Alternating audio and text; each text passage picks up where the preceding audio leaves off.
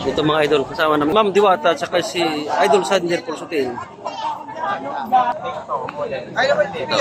Hello guys, ayan, nandito tayo ngayon sa Pasay, France, kung saan kasama natin si Sir Sander at ito pa. Manglilibre na naman siya ng 50 katao na bibigyan niya ng free na only rice, only sabaw at saka may free soft drinks. Ayan, siguro naman si Sander Barato Tierra kayo. Ay, hindi po.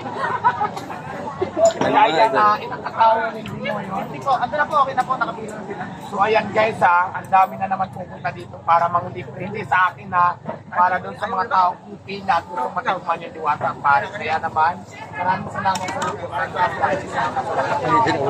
Para pagpili yung mga tao na kasi ikaw, marami ka maingat. Okay, sana marami kang hingilaw. At para marami kang pagkataong malipin yung mga ito. Iba ako yun ah. Yan mga idol. Ayun ba? Wala, ano tumawa kasi nakita. Iyo, wala mo to. Iwalay ko to.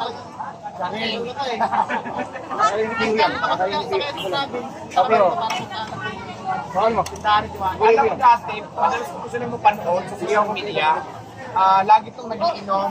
Mayroon pa tayong bago ng pag-inom dyan. Parang nag-iinom tayo dito kasi mapansin ko kasi ng mga kontribution na nag-prank, tapos kadalasan na sa nakamulan, pinaprank ni Ate Julia. Tapos madalas nag-iinom, parang kasama sa mayroong over mamaya, saan na ba yun? Alito ka, idol! Ayun o, may yung alak, kaya si Kuya, may ang over pa, ay kasama yan sa team nila. Diwata ang Paris overload. Talaga na, nagkasakay na lang.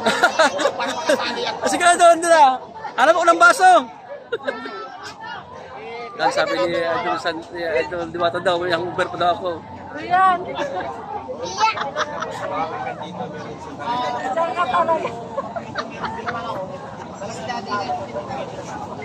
Sir, labas mo na raw yung red horse. Oh, sir, dila sir.